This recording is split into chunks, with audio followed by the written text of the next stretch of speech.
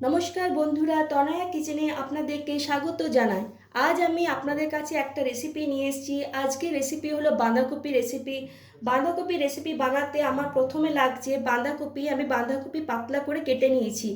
আর নিয়েছি 3টে মিডিয়াম সাইজের আলু। আলু আমি দুভাগ করে নিয়েছি। আর নিয়েছি 2টো মিডিয়াম সাইজের পেঁয়াজ। পেঁয়াজ আমি কুচি করে নিয়েছি। নিয়েছি আদা ও রসুনের পেস্ট। নিয়েছি 1 চামচের মতো ঘি। নিয়েছি 5 ফোড়ন। নিয়েছি 1 চামচের মতো জিরে গুঁড়ো। নিয়েছি 1 চামচের মতো ধনে গুঁড়ো, তেজপাতা ও শুকনো লঙ্কা। নিয়েছি সামান্য পরিমাণ মতো চিনি, গ্রিন মটর, 1 চামচের মতো গোলমরিচের গুঁড়ো। ছোলা আমি আগে সেদ্ধ করে নিয়েছি। নিয়েছি দারচিনি ও এলাচ। একটা টমেটো আমি বেটে রেখে নিয়েছি। আর লাগছে সামান্য পরিমাণের মতো লবণ আর হলুদ গুঁড়ো। বন্ধুরা, আমি প্রথমে বাঁধাকপি যে কেটে রেখেছিলাম সেগুলো আমি প্রেসার কুকারে দিয়ে দিচ্ছি।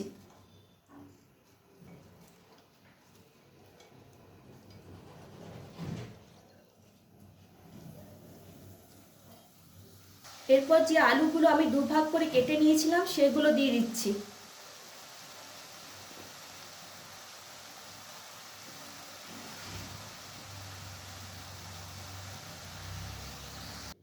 এরপর আমি জল দিয়ে দিচ্ছি। জল দিয়ে আমি বাঁধাকপি ও আলুগুলো একটু সামান্য পরিমাণে ভাপিয়ে নিচ্ছি।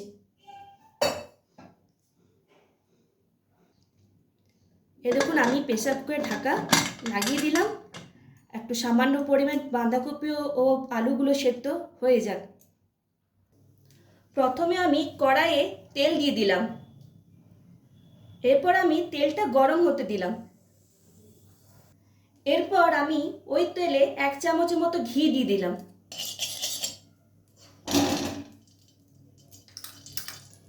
ঘি গলে যাওয়ার পর আমি অল্প পরিমাণে 5 ফোড়ন দিলাম। এরপর আমি দিয়ে দিচ্ছি শুকনো লঙ্কা ও তেজপাতা। আর দিয়ে দিলাম দারচিনি ও এলাচ। দিয়ে আমি ভালোভাবে নাড়াচাড়া করলাম।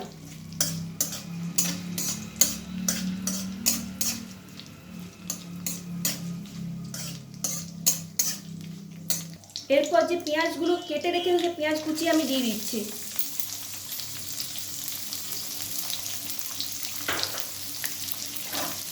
পেঁয়াজগুলো আমি একটু হালকা লাল লাল করে ভেজে নিচ্ছি।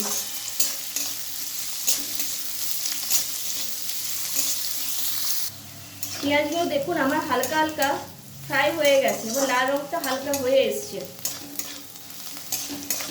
এই দেখুন, আমি এর মধ্যে দিয়ে দিচ্ছি বেটে রাখা আদা রসুনের পেস্ট। 1 চামচ আদা রসুনের পেস্ট দিলাম। এবারে ভালোভাবে আমি নাড়াচাড়া করে নিচ্ছি, যেমন রসুনের কাঁচা গন্ধটা যেন না ছাড়ে। আঁচটা আমি লো করে নিয়েছি।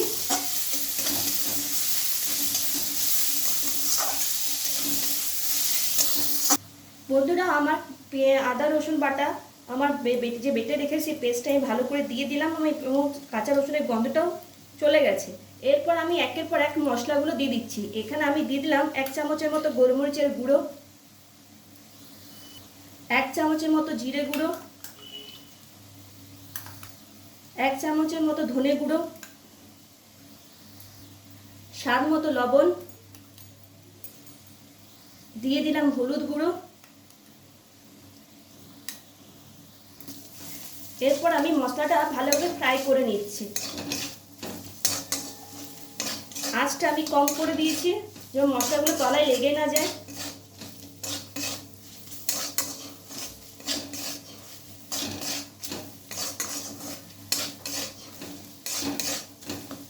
মশলাটা ভালো করে ভেজে নিয়ে মশলার গন্ধ যেন না ছাড়ে। এরপর যে টমেটো আমি পেস্ট করে রেখেছিলাম সেটা আমি দিয়ে দিলাম।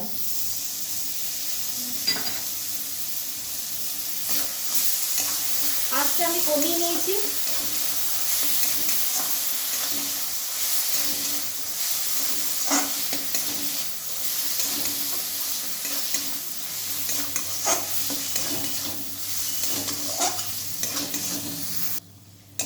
বন্ধুরা, আমি মশলাগুলোর সঙ্গে টমেটো যে বেটে রেখে সেই বাটাটা দিয়ে আমি মশলাগুলোর সঙ্গে টমেটো বাটা মিক্স করে নিলাম। এরপর আমি হালকা জল গরম করে রেখেছিলাম, সেই জলটা আমি দিয়ে দিলাম।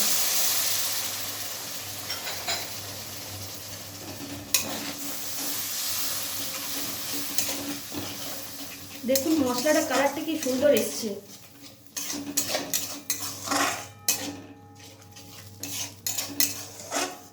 একটু সামান্য আমি আঁচটা বাড়িয়ে দিলাম।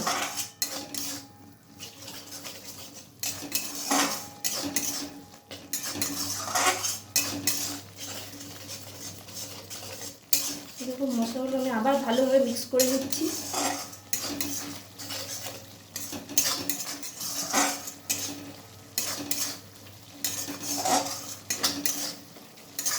বন্ধুরা, আমি প্রথমে কাশ্মীরি লঙ্কা গুঁড়ো বলতে ভুলে গিয়েছিলাম উপকরণ বলার সময়। আমি এখানে হাফ চামচ আমি কাশ্মীরি লঙ্কা গুঁড়ো দিলাম, জাস্ট রং হবার জন্য। এবার আবারও আমি ভালোভাবে নাড়াচাড়া করছি।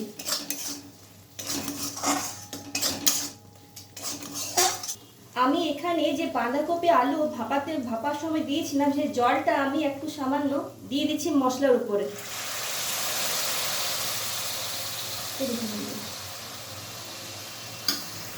এরপর আমি আবার নাড়াচাড়া করছি।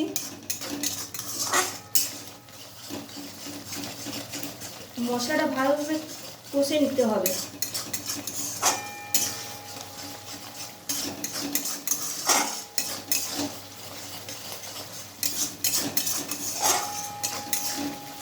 এই দেখুন বন্ধুরা, মশলা কষে গেছে। এই দেখুন বন্ধুরা, তেল ছেড়ে দিয়েছে, তার মানে আমার মশলা কষা হয়ে গেছে। এরপর আমি ঢাকা দিয়ে দিচ্ছি। আমি ঢাকা দিয়ে দিলাম। আমি এটা 1 মিনিটের জন্য ঢাকা দিয়ে রেখে দিচ্ছি। দেখুন বন্ধুরা, আমি ঢাকা দিয়ে রেখে দিয়েছি। এরপর আমি ঢাকা খুলে নিচ্ছি।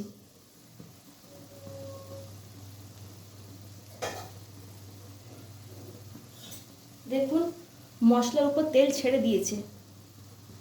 এই দেখুন, মানে আমার মশলাটা ভালোভাবে কষা হয়ে গেছে। এরপর আমি দিয়ে দিচ্ছি ছোলা, যে সিদ্ধ করে রেখেছিলাম সেই সেদ্ধ ছোলা আমি দিয়ে দিচ্ছি। এই দেখুন। এরপর আমি দিয়ে দিচ্ছি গ্রিন মটর। আবার আমি ভালোভাবে ছোলা আর গ্রিন মটর ভালোভাবে মিক্স করে নিচ্ছি। এরপর আমি প্রথমে যে আলু আর বাঁধাকপি ভাপিয়ে নিয়েছিলাম সেটা আমি এখানে দিয়ে দিচ্ছি।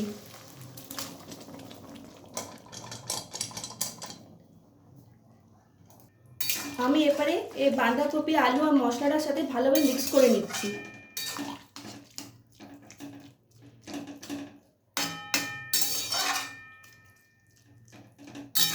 এরপর আমি আবার ঢাকা দিয়ে দিলাম 5 মিনিটের জন্য। আমি এরপর ঢাকা খুলে দিচ্ছি।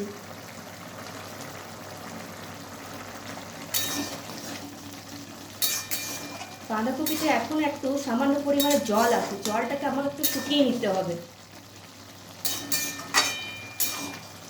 বাঁধাকপি দেখুন বন্ধুরা সেদ্ধ হয়ে গেছে। দেখুন সেদ্ধ হয়ে গেছে। আলু দেখুন সেদ্ধ হয়ে গেছে।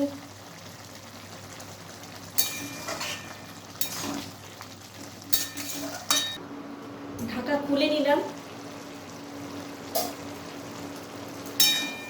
দেখুন জলটা অনেকটাই কমে গেছে।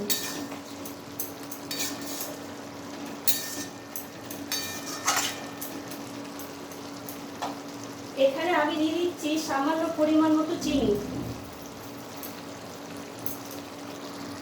চিনি দেওয়ার পর আবার একটু আমি ভালোভাবে নেড়ে নিলাম।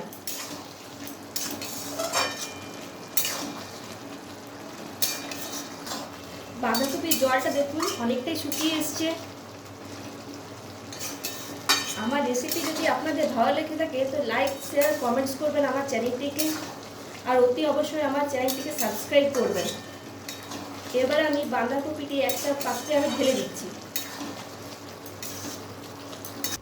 এই দেখুন বন্ধুরা, আমার বাঁধাকপি রেসিপি তৈরি। আমি একটা পাত্রে ঢেলে নিয়েছি। এই দেখুন বন্ধুরা। বন্ধুরা, আজ পর্যন্ত এতটাই। আমি আবার অন্য রেসিপি নিয়ে আপনাদের কাছে আসব। আপনারা সুস্থ থাকবেন, ভালো থাকবেন।